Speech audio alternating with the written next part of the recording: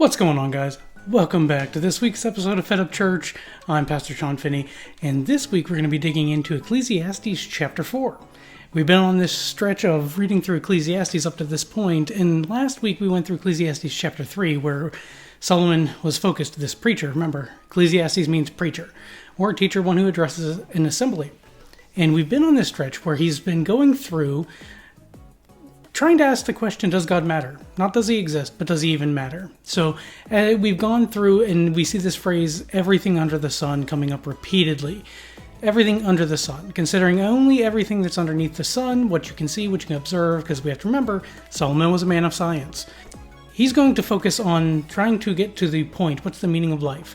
What's the meaning of success? What's the meaning of happiness? And he's trying to try to get there by asking the question, does God matter? So this week, we're digging into chapter 4. If you're new here, we use whatever Bible you want to use. I don't really care. It doesn't matter as long as you have one. When people ask me what's the best Bible to use, I say it's the one you're going to read. So blow the dust off of it, flip to chapter 4 in Ecclesiastes, and let's roll.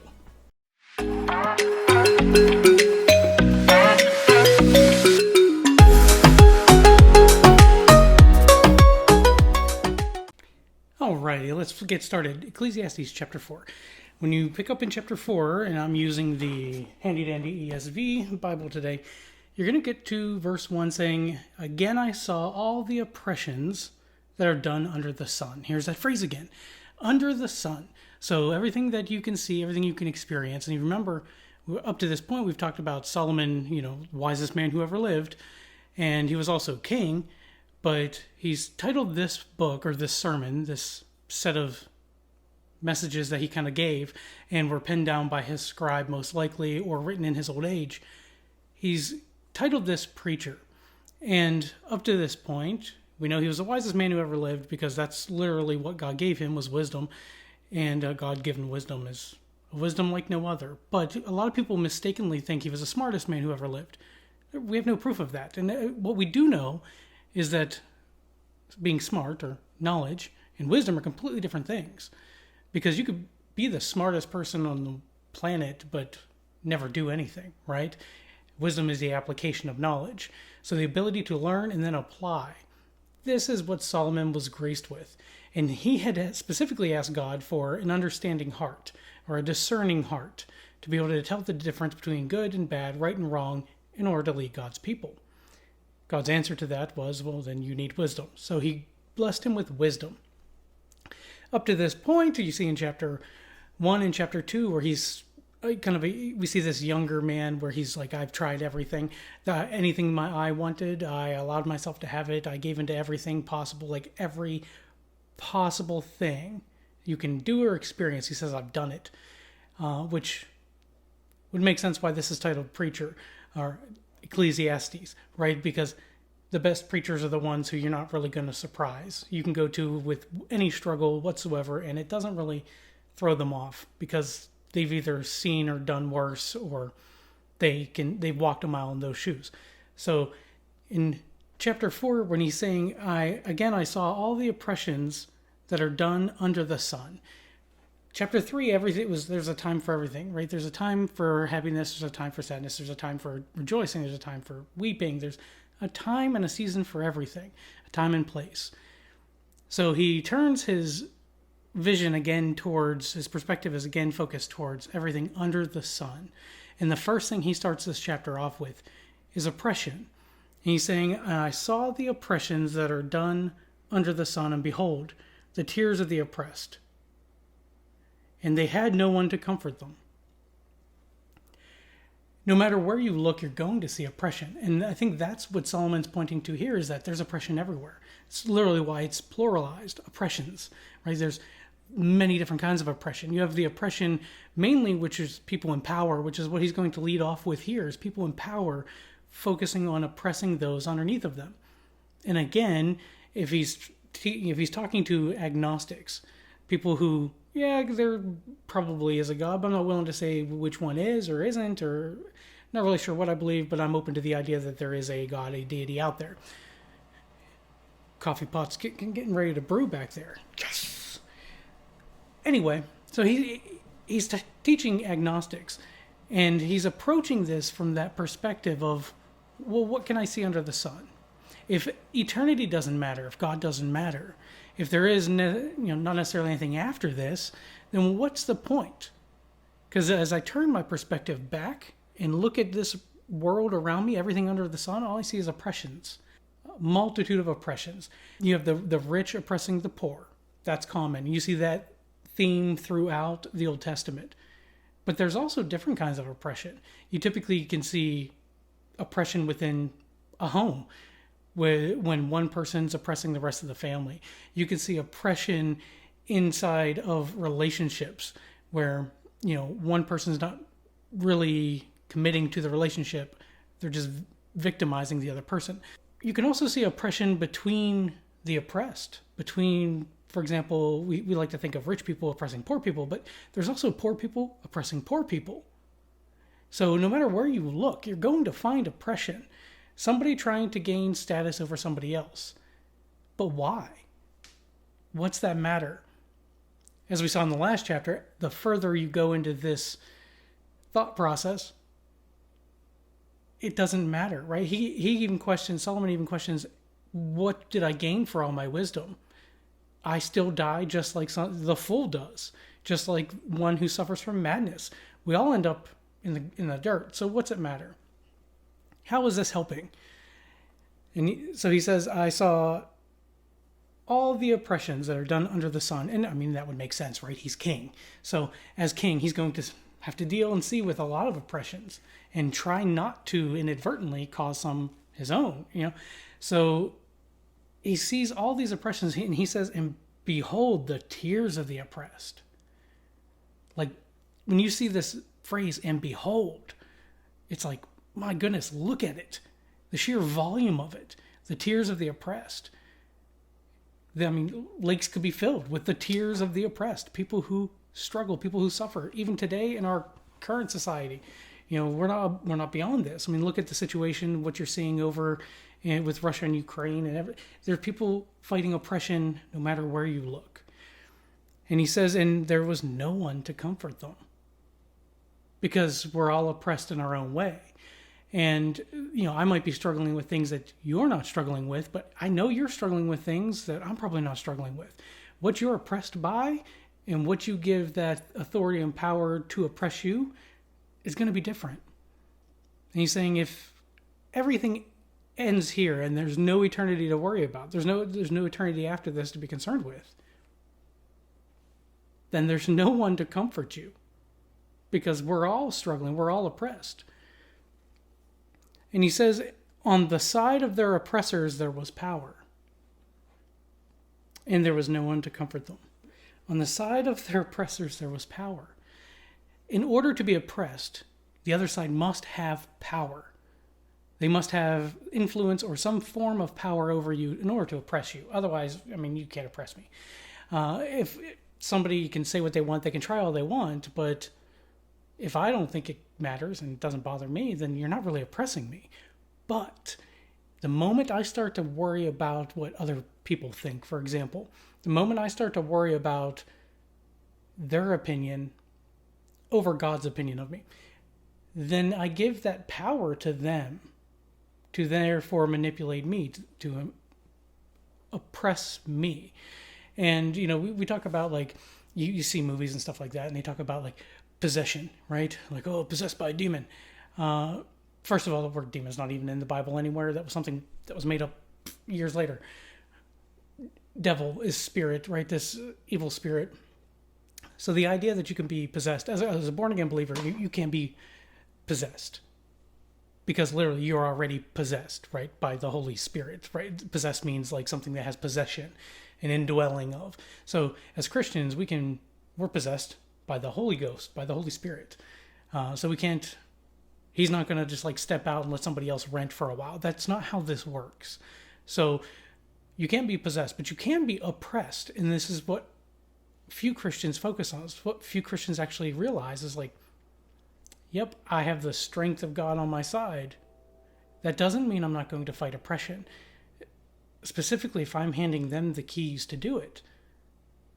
What do you give control over you? Who do you give authority over you? Well, we could be oppressed at work.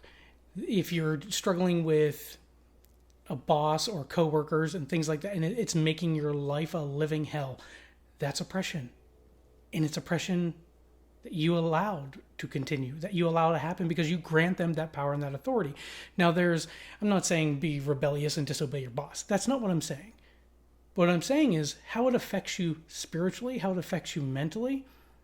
You and you alone have control over the level of authority, the amount of power you give to that person.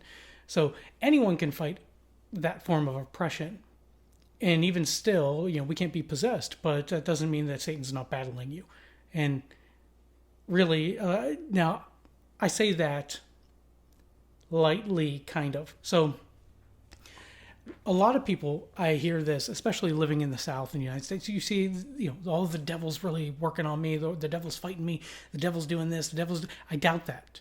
I sincerely doubt that. And with all due respect, hear me out. Chances of the devil himself, he's only one. He can't be everywhere. He's not omnipresent. He's not omnipotent. That's God. God's the only one who's omnipresent, omnipotent. And if he can't be everywhere at once, what makes you think that you are God's greatest warrior, that you're Satan's biggest threat, to where he himself has to come and oppress you? It's probably not Satan oppressing you. It's probably not the devil himself. It's probably dumb decisions. It's probably our own desires, our own interests, and our own mistakes, our own failings. These are not the devil working on you. These are just you not working on you and making bad decisions. I don't know what to tell you. But there is the possibility, because you got to remember, he took a third of the angels with him. Now they're running around all the time, causing havoc, wreaking havoc. They can oppress you. I do believe that. But I also believe that you have the authority in Jesus' name to cast out devils, to cast them out. I've done this at work. I've done this at my house. I've gone around. I've literally, in the name of Jesus, cast out any devils. Because sometimes the biggest battles you're going to fight are not physical battles. They are spiritual battles. It is spiritual warfare. And for us to pretend otherwise is a grave mistake as a Christian. Verse 2 says, "And I thought the dead, who are already dead, more fortunate than the living who are still alive." Ugh. Ooh, Solomon. Solomon's hitting hard. He went, from there's a time for everything, and this kind of more lighthearted in the previous chapter. Now he's kind of back into his the people who are already dead are better than the people who are alive. Because he looked and saw all of the oppressions. All of this oppression leads you to believe, okay, if there's nothing after this, if nothing after your life on this earth matters, then it's better to not be born at all. And if that's the case, the dead are luckier than the living because they don't have to deal with the oppression anymore. This is kind of the same feeling we get to where people who are struggling with illness for a long period of time, and when they finally get to the point of they pass away, we struggle with it because we miss them. But a lot of what we struggle with in our grief is this feeling, this sense of relief. And a lot of people feel guilty, especially if it's a close loved one and they were battling something like cancer or something of that nature for a very long time. We struggle with our feelings of their passing because it's not, we expect to feel sad. We expect that. That's normal. What we don't expect is for one of the first feelings to be a sense of relief because it's a burden that's been lifted. They've passed. And then you feel guilty because you felt relieved that somebody just passed away. And that's normal. Any psychologist will tell you that is normal, especially it's called caregiver's grief, right? So you have the sense of relief followed by a sense of guilt.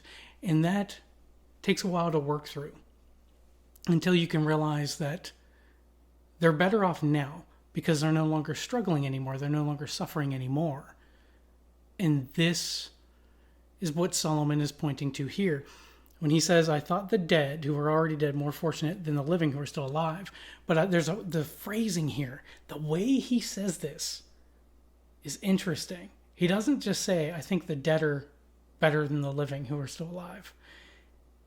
He said the dead. I thought the dead who were already dead. which implies that there are the dead who are not yet dead, who are still living. And hence when he says them, they're more fortunate than the living who are still alive. The dead who are already dead.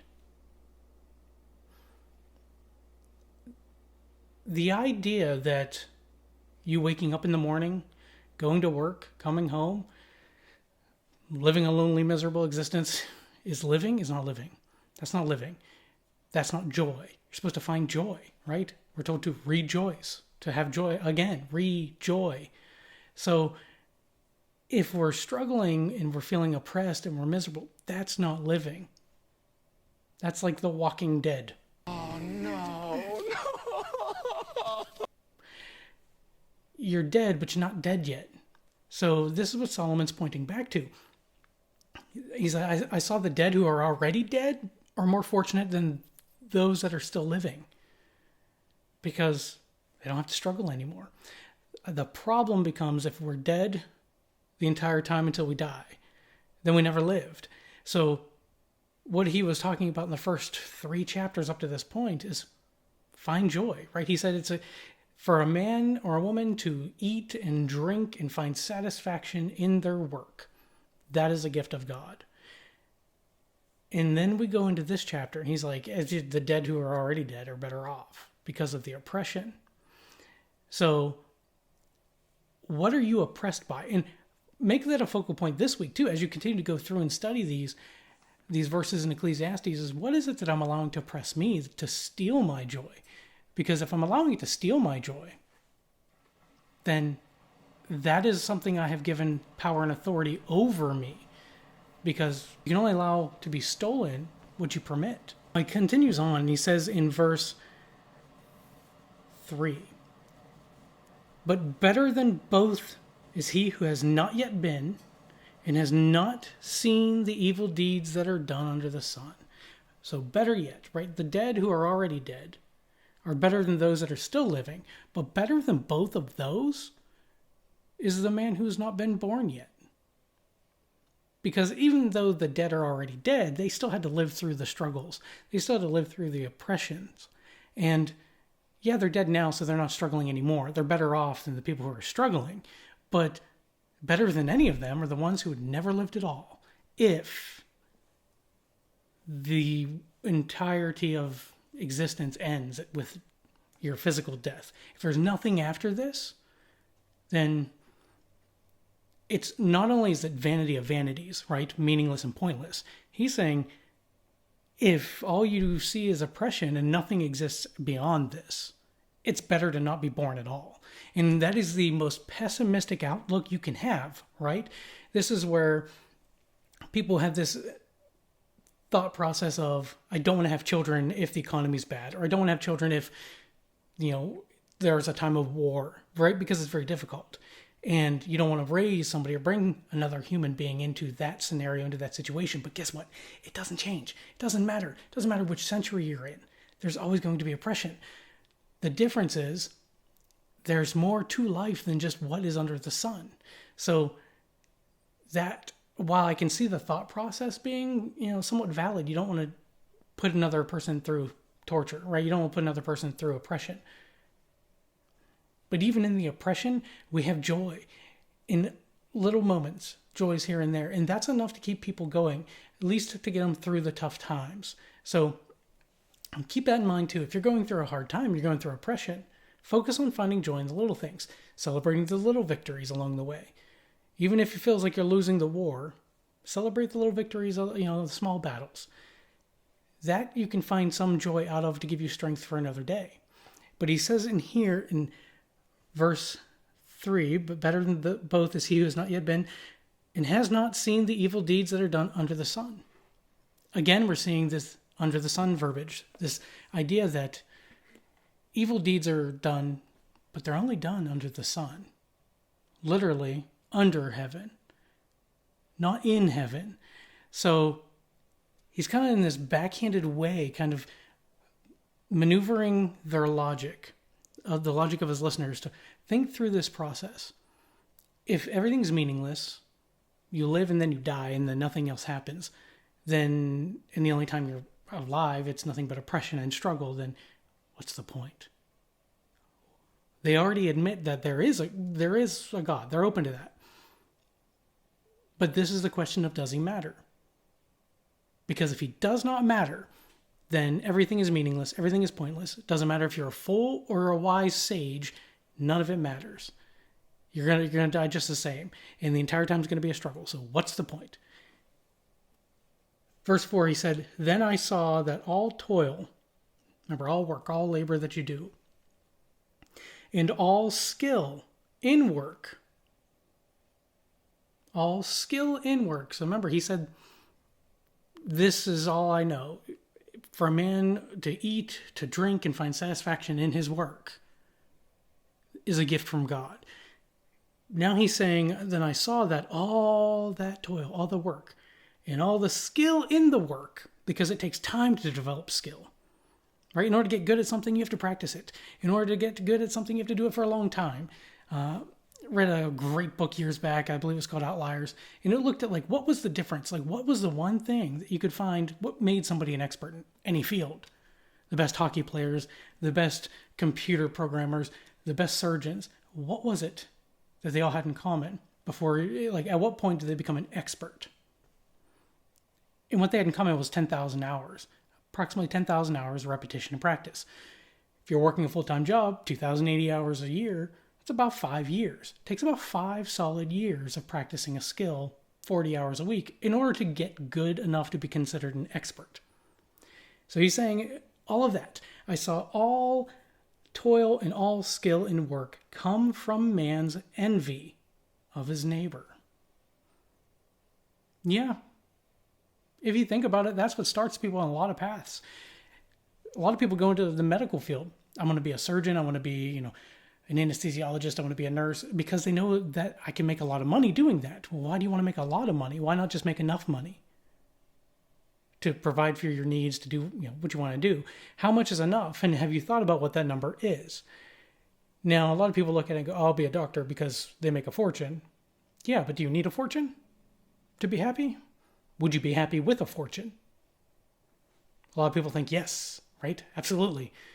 Maybe, maybe not, because, new levels, new devils, right? So as you kind of level up your income, you get different problems along the way. Different people trying to oppress you, different struggles, different battles.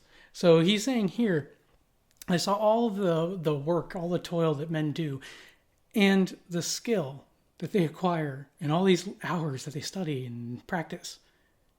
It's all for the envy of their neighbor, right? Why do we like, if you think about it, Rolex, right? I never understood this brand. A brand of a watch that does the exact same thing that a watch that costs you $15 from a store, Rolex will charge you like $20,000 for, or $60,000 for. There's $1 million watches out there. Why? What purpose does that serve? Talk about vanity of vanities, man. That the only purpose that serves is for somebody else to see it and to cause envy. You want the status and the appreciation of somebody else wanting what you have, but you have it and they don't, right? So it's this status issue. If you think about it too, you see the same thing with fancy fast cars, Ferrari, Lamborghini, and such. You never see them just quietly going down the street, right? They're always going down the street like, wah, wah, wah, trying to get attention, get everybody to look at me. Look what I have. It's to cause envy among your neighbors. So verse 4 is saying, I saw all the toil and all the skill and work come from a man's envy of his neighbor. Yeah, that makes sense now. He has something I want, and I need to work harder in order to get it so that I can have it too, right? Keeping up with the Joneses, this idea of competing literally against your neighbor to who has the best car, who has a new car, who has, the addition put on the house. Now we got to put an addition on the house. We got to keep up with them. Why? Especially today's day and age, most people don't even talk to their neighbors. I've literally lived in apartments and had neighbors on every side, above and below me. Lived there for a year, never knew any of them. Hardly ever saw any of them. And you can't say it's much better moving out into, urban or suburban areas where, okay, the country, move out to the country. Everybody knows everybody. Yeah, everybody knows everybody, and everybody's into everybody's business. But nobody really pays like attention. Like, hey, what's going on? Like, come on over. We're gonna just get together. And like a friendly thing. Typically, you see people going like, let's invite so and so over so they can check out our new fill in the blank. This idea of keeping up with your neighbor as being the motivating and driving factor for all of your toil and all the skill you develop makes sense. And that's what Solomon is saying. He's like, if nothing else matters, then all we do here is war one with another and strive against each other in the sense of unending competition until we're all dead. That's life. That's what you're basically describing. And he says, this also is vanity and striving after the wind. Literally running to catch the wind, grasping after the wind. I like the way that I believe it's the Jewish Study Bible actually phrases it this way, as well as the Message Bible will phrase every time you see this chasing after the wind, grasping after the wind. The idea was spitting into the wind. So doing all of this is like spitting into the wind, which there are actually still laws in the books in some states that's against the law. You can't spit into the wind. Why? I have no idea. It only humiliates the person doing it. But literally spitting into the wind and then it's going to hit you in the face. So all of this striving, all the skill that we try to acquire and everything to keep up with the Joneses, it's like spitting in our own face. It's literally useless. It achieves nothing. And you're the one left to clean up the mess when it's all said and done. So if all of that is all there is, he's saying in verse 5, the fool folds his hands and eats his own flesh. What? The fool folds his hands and eats his own flesh. Okay. This idea of the fool folds his hands, or like this, and does nothing, sits back and does nothing. He said the fool does nothing, right? We strive to be wise, we strive to do our best, but at the end of the day, we still end up in the dirt. The fool does nothing, literally folds his hands and could care less. He eats his own flesh, literally consumes himself. That's the idea, that he allows laziness, this laziness and sloth-like attitude to consume and destroy him. So he's saying it's not wise to do that. It's not good to do that. But the fool does that.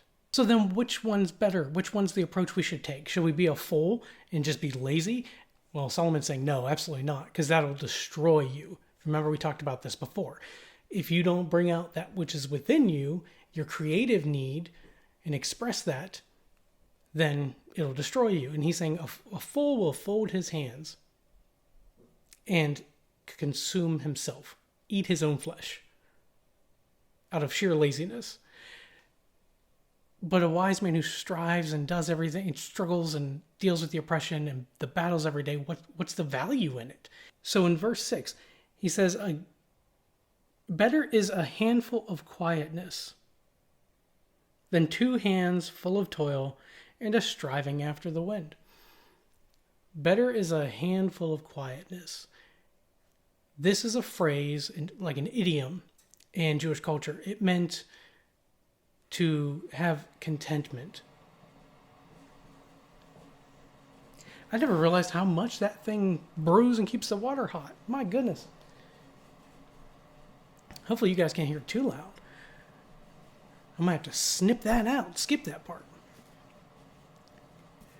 But he's saying better is a handful of quietness than 2 hands full of struggle, of work. And striving after the wind, grasping after the wind, trying to catch the wind, spitting into the wind. Working hard and spitting into the wind is useless. But he's saying 1 hand full of contentment. 1 hand full of peace. You know, there's another verse in the New Testament that you see referenced often, which is, I think it's Paul when he says, I know what it's like to be in a state of want, and I know what it's like to have plenty, but I have learned, no matter what state I'm in, just to be content therewith to be content. I'll see if I can I'll put the verse here. But this idea that no matter what, whether you have plenty or whether you don't have enough, that you are content. Finding joy comes from finding contentment, because there are people who strive their entire life to gain more. And that just breeds this desire to gain even more, right? You talk to somebody who's wealthy and you ask them, like, how much is enough? How much money do you want? Their answer is just more. I don't know, more. I'm not content.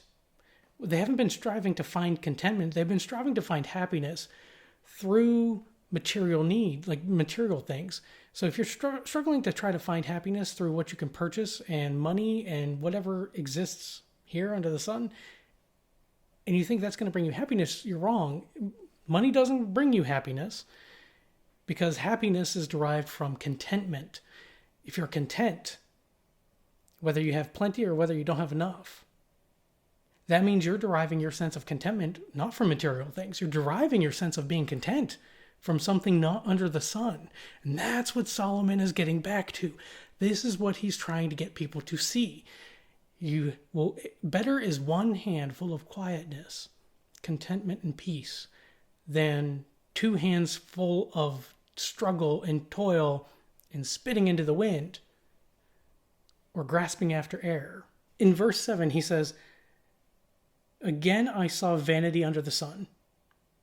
Again, I see vanity, uselessness, worthlessness, something completely devoid of meaning. That's what I saw when I looked under the sun. Again, I saw vanity under the sun. One person who has no other, either son or brother. Yet there is no end to all of his toil, and his eyes are never satisfied with riches. So even somebody who has nobody depending on them, no son, no brother, no family, they're alone. And yet they still toil on and on and on and struggle on and on and on. Why? You're not doing it for anyone else. You don't even have anyone you can leave it to when you die. So it's not like you're trying to build a legacy. If that's the case, then why are you doing what you're doing? Why are you working yourself like a dog if there's nobody to even like share in these material things or these riches with? This is what Solomon's pointing back to, going, why even worry about the material things? You don't have anyone to share it with. And this is going to become an important point in this chapter. And we'll see this here in just a couple of verses on what do you do with all the toil? And is it rewarding for you to do the work you're doing if you have nobody to share that with? And he continues on. He says, yet there is no end to all of his toil, and his eyes are never satisfied with riches. So he's working like a dog, but he's never satisfied, even when he gets riches. And this is what I was talking about. You see rich people not being happy, right? You see, how many celebrities do you know that commit suicide? They're not happy. Obviously, money didn't buy them happiness. So why are you doing this? Even if you have riches, you're not happy with it. His eyes are never satisfied with his riches. So he always desires more. But he says, so that he never asks, for whom am I toiling and depriving myself of pleasure? Why? Why are you doing all of this work that you're not enjoying or struggling, dealing with the oppression? There's nobody to share in it with. You have no son or brother that you can leave it to after you die. So what's the point? You do all of this to get things so that you can make your neighbors jealous. That's your motivating factor? And then your eyes are never satisfied with that, so you always want more? Then if that's the case, yeah, what he says here, when he says, so that he never asks, for whom am I toiling? Why? For whom am I doing it? Like, why am I doing this? And notice he says, depriving myself of pleasure. Why am I doing all this work, and then depriving myself of pleasure?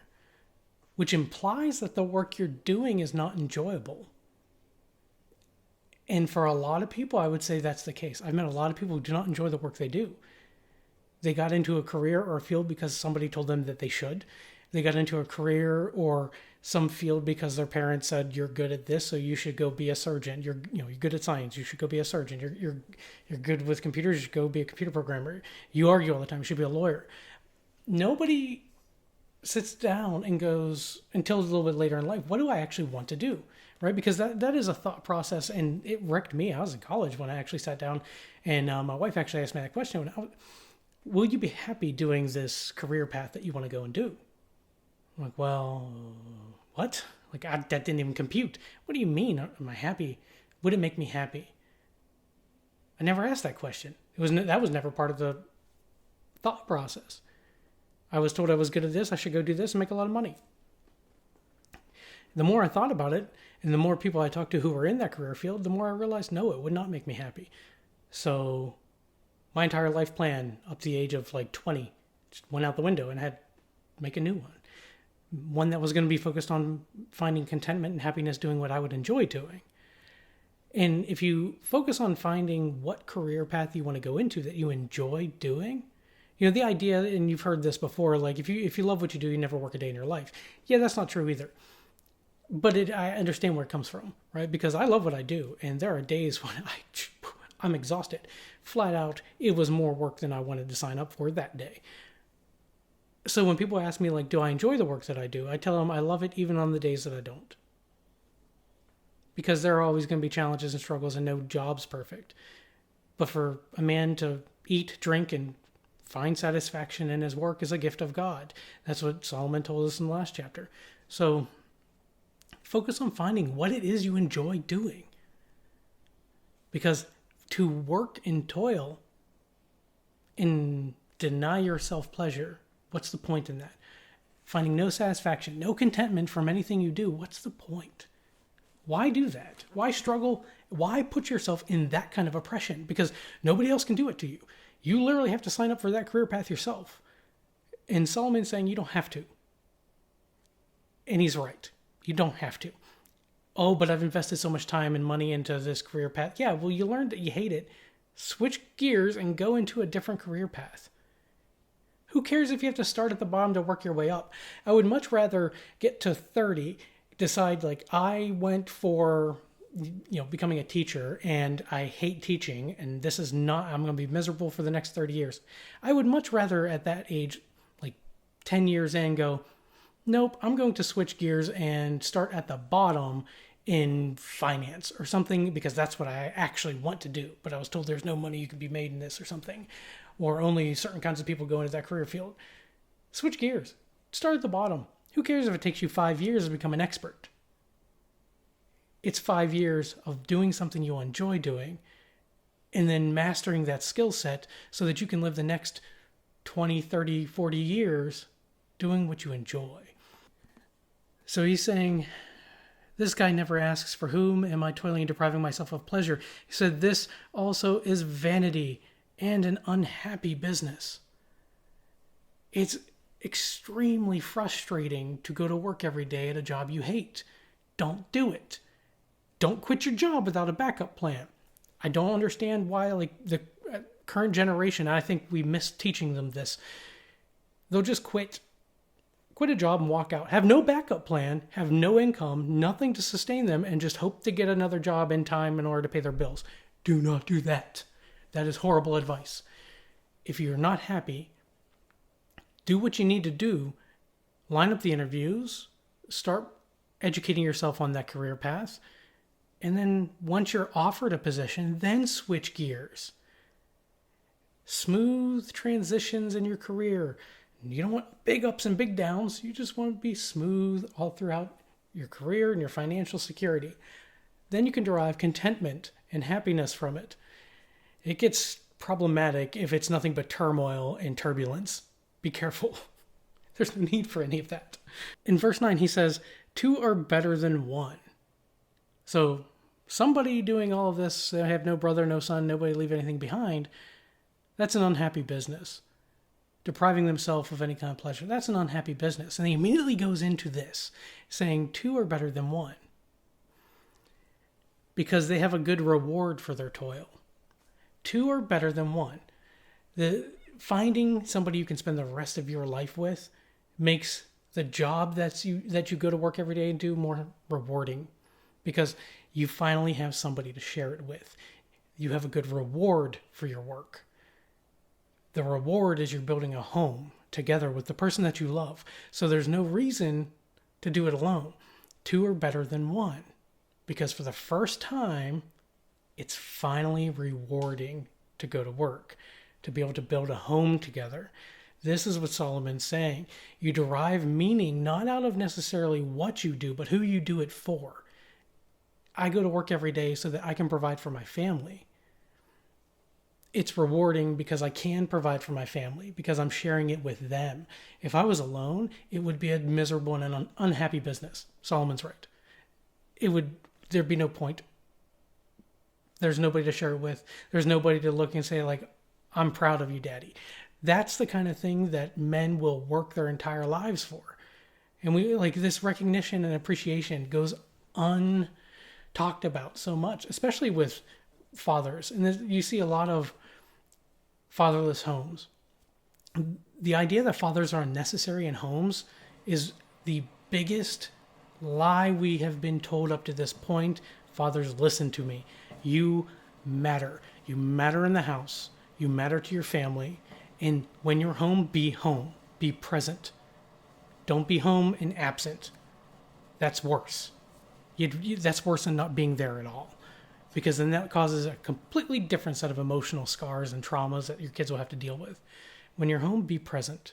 Be with them. Be engaged with them. Invest in their growth and education the same way you invest in work. If you can do that, then you'll find reward in all of the toil and all the struggle and all the work, because you get to share this with somebody else. For everyone else that is in the relationship, in the family, don't forget to recognize each other. This becomes drastically important, and especially among men. You'll see, like, there's a reason why there are families that start off with men in the home, as a father in the home, and then 10 years later, the father's nowhere around because he left. He, went to go get milk one day, never came home. That primarily comes from a man's need for respect and appreciation. And if he's not getting it at home, he will go where he's getting that. If you see a man at work all the time, that's because he feels respected at where he's at, what he's doing. He feels appreciated. He feels recognized for what he's doing. It's been validating. If he doesn't get that at home, he's not going to want to be at home. He's going to want to be at work all the time. And then that doesn't set up a good foundation for a marriage or a relationship. So don't forget that when it comes to recognition and appreciation, there's a saying that has always stuck with me. Babies cry for it and men die for it. And it's true if you think about it. This is the whole reason why men go into war, and the Purple Heart, all the colors and the awards that they'll get matter. And they'll strive even after like these rewards and honors of valor. Even if it's like awarded to them after they die, they want to know that if I go down fighting, and I'll get recognized for it. What's it matter if you're not going to be here? And this is all that exists, is what's under the sun, as Solomon is, evaluating here. What's it matter? Unless it's going to matter because you're sharing it with someone. You have a legacy that you can leave behind. Lives that you can impact, but you could be able to impact them much better if you're here. So focus on building the home with the family, and you have a good reward for your toil.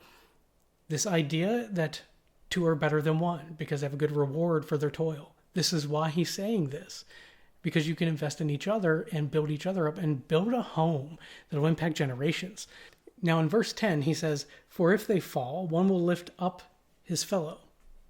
Two are better than one, right? Because if he falls, he's got somebody to lift him up. And you see that in a marriage, in a relationship. If you have somebody you're spending the rest of your life with, then that matters, because you will fall. And you'll have somebody to help you up. A man who falls on his own has nobody to help lift him up. He said, and he literally says that here in this next verse, "But woe to him who is alone when he falls and has not another to lift him up." Woe to him. Woe to him who falls with nobody to lift him up. This idea that there's no reward for being alone, right? That's literally, if you read through Genesis, you'll see the first chapter in Genesis that God says, he created the light and the darkness, right? He called the light day, and the night, and the darkness he called night.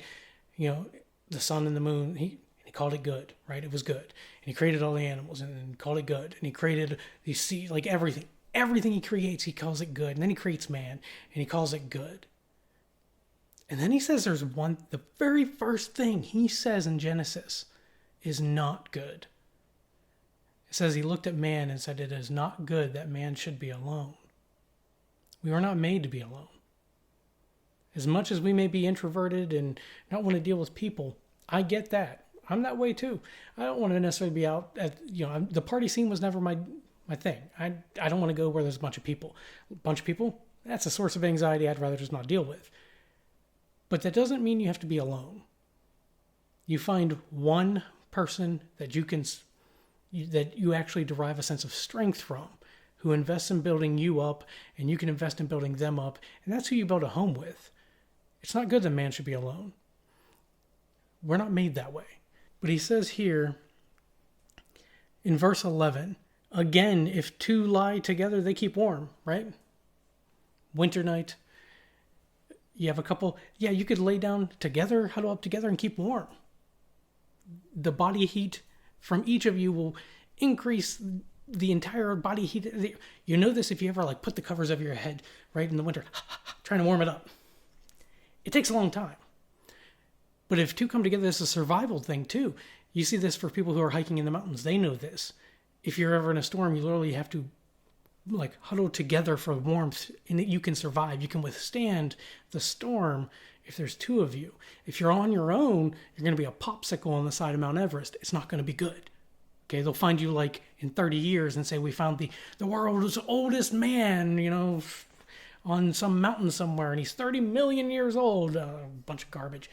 But it's happened before. Anyway, he says here in verse 11, again, if two lie together, they keep warm, but how can one keep warm alone? And though a man might prevail against one who is alone, and though a man might prevail against one who's alone, right? Yeah, this is the idea, if somebody comes and attacks you, if you're alone, they might win. They might prevail against you.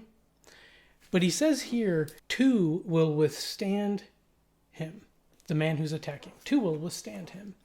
Although one might prevail against the man who's alone, two will withstand him. Two can stop him, right? Because now it's 2-on-1. You can win a battle 2-on-1 a lot better than 1-on-1, especially if that other one is stronger than you are. But you, even being weaker than your attacker, both of you together are stronger than your attacker and can withstand the attack, can weather the storm, can survive the battle together. And this is what Solomon is saying here. But I find this, my favorite verse of this entire chapter is this verse, where he says, and though a man might prevail against one who is alone, two will withstand him.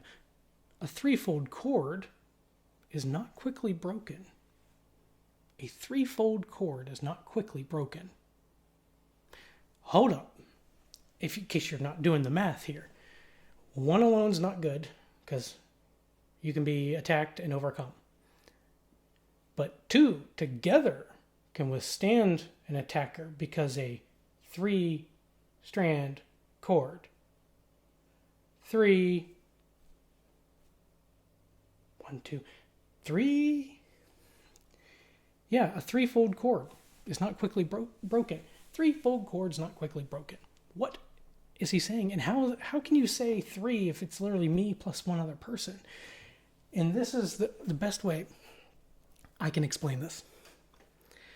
So we've got,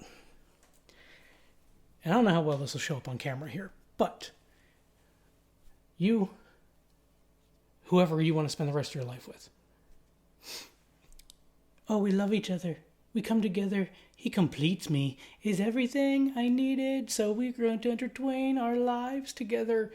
And everything's going to be great. And you start to twist in every aspect of your lives with each other. And you end up with something that looks like that. The problem with that, as soon as you start to get, different interests or things don't go your way and it starts to become a little bit of tension, and a little bit of tension in the relationship ends up separating the two cords, the two strands. So there's not a lot of strength there. But Solomon's assuming something, and he's assuming something of the people that are listening to him. And this was commonly understood. We lost this in translation along the way. But what Solomon is saying is that two together make a threefold strand when they both have God at the center point. And if God is what they focus on together, then, we can weave our lives together as long as we're weaving our lives around this commonality that we share, this common faith that we share in God. Then we can withstand a lot more storms. We can withstand a lot more struggles, a lot more battles. And in the ancient culture in Israel, this was considered like a proverbial saying. 3-strand cord, threefold cord. This idea that strength comes from threes. And I wonder where we get that idea, that strength and power to withstand any evil is found in a trinity.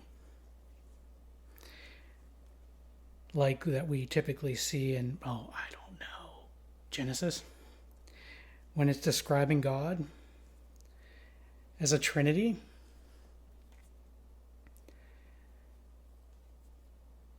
I get halfway into this and then I forget what I'm doing. Here we go. Back on topic.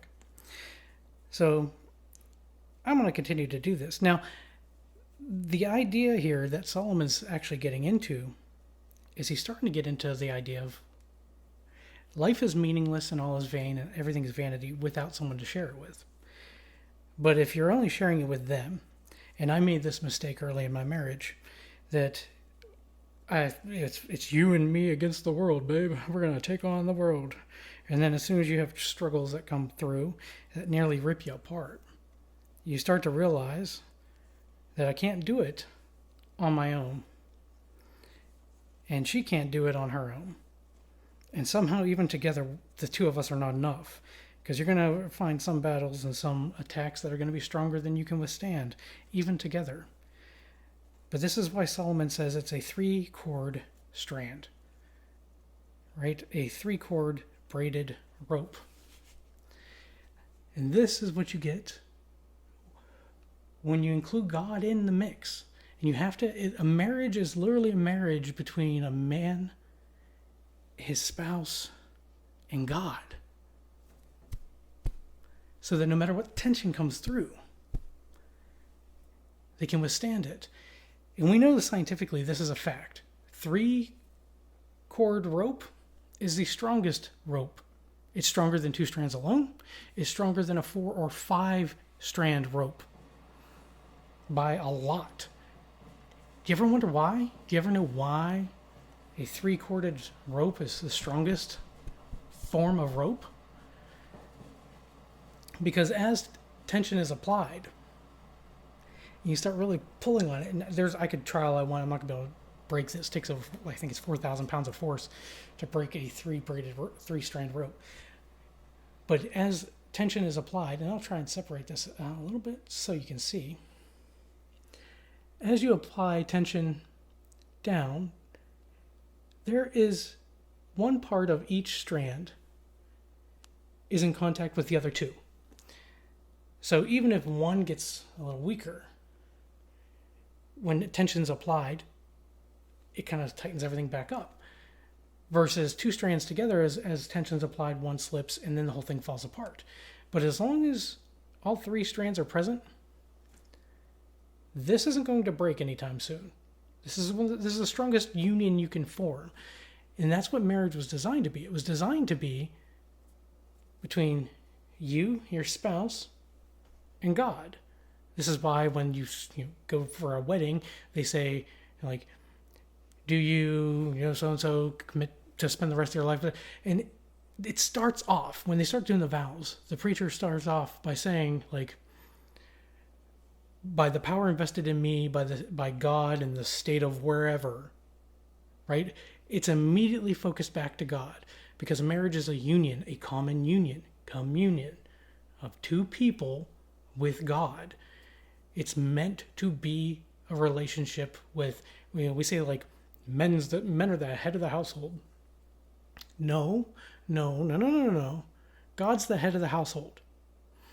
The husband's supposed to be the shepherd underneath God, right? So as long as he's following the direction of God and leading how he believes God is telling him to lead, yes, absolutely, a wife should support the husband. But in the same way, that does not mean the whole thing in Ephesians where everyone gets all tied up in knots, no pun intended, over wives, submit yourself to your husbands, for this is good, right?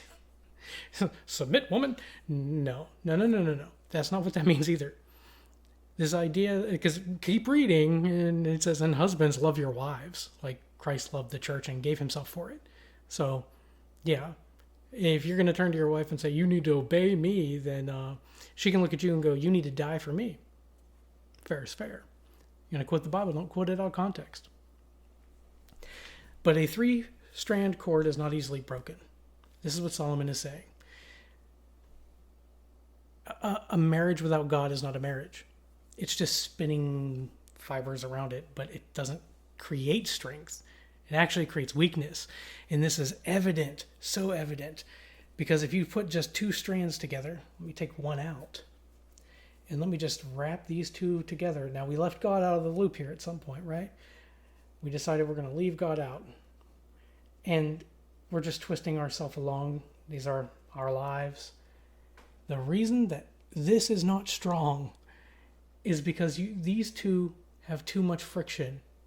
So as tension's applied, they rub against each other and cause too much friction and weaken each other.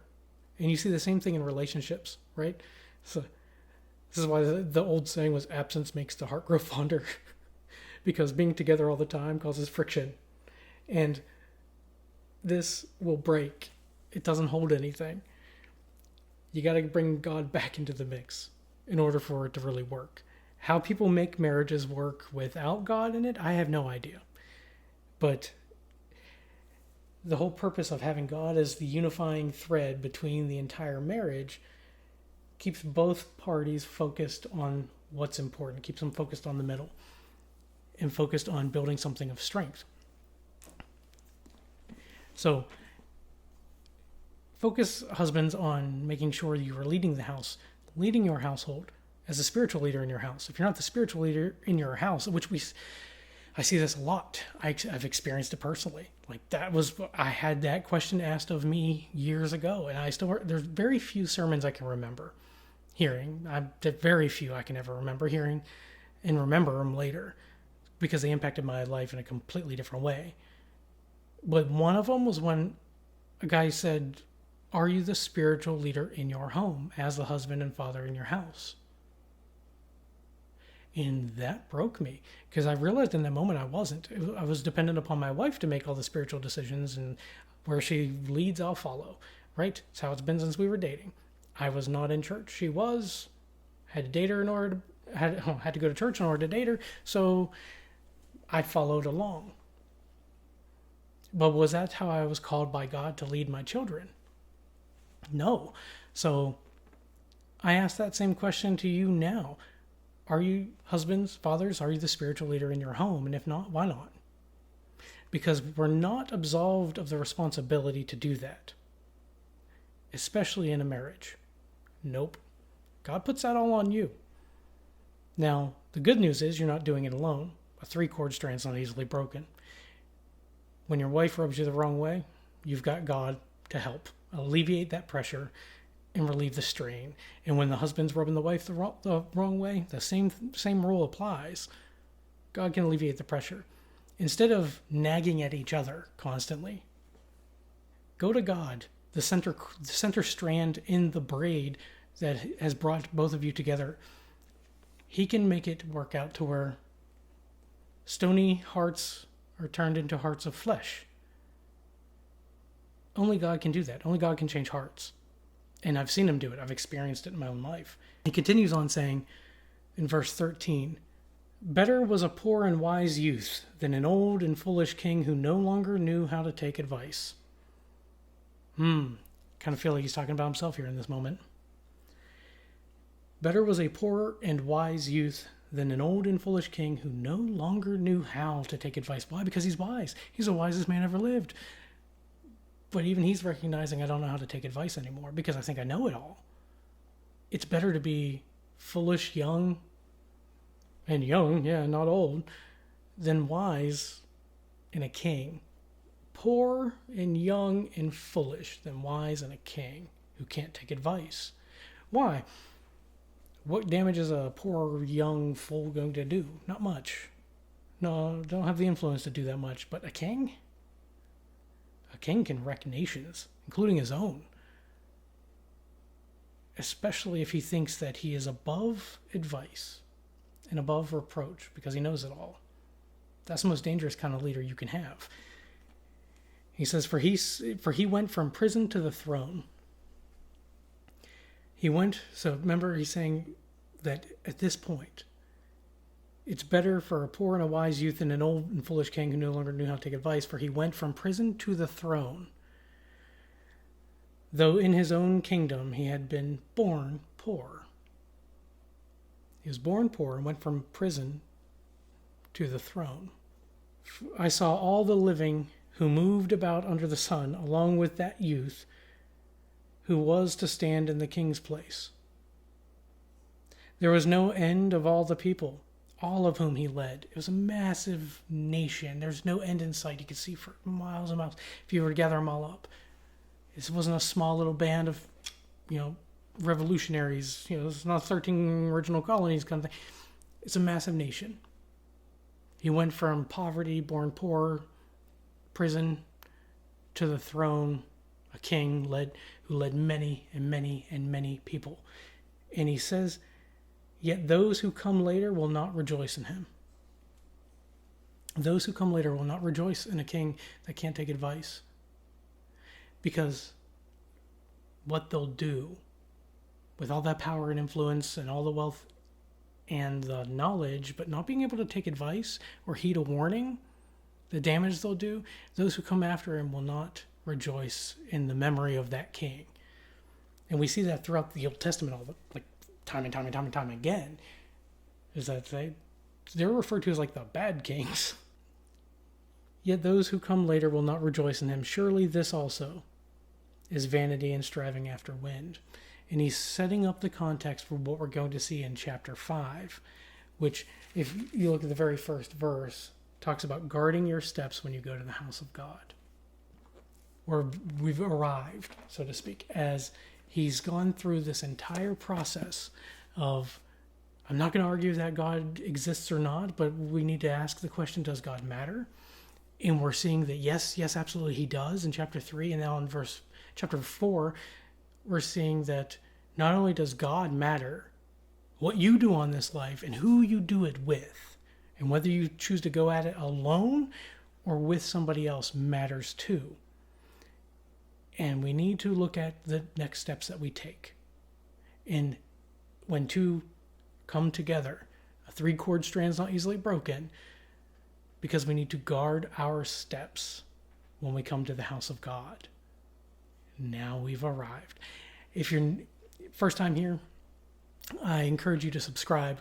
Click the notification bell so you get notifications of every new sermon that we put out and every Bible study we do. At Fed Up Church, we don't deal with the traditions of men, the rules and the regulations. If it's not in the Bible, it doesn't happen. I'm not going to talk about it. I'm not going to educate you in something that was not between the two covers.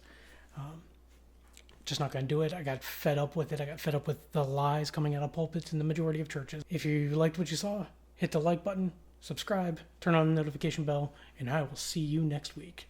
Love you guys.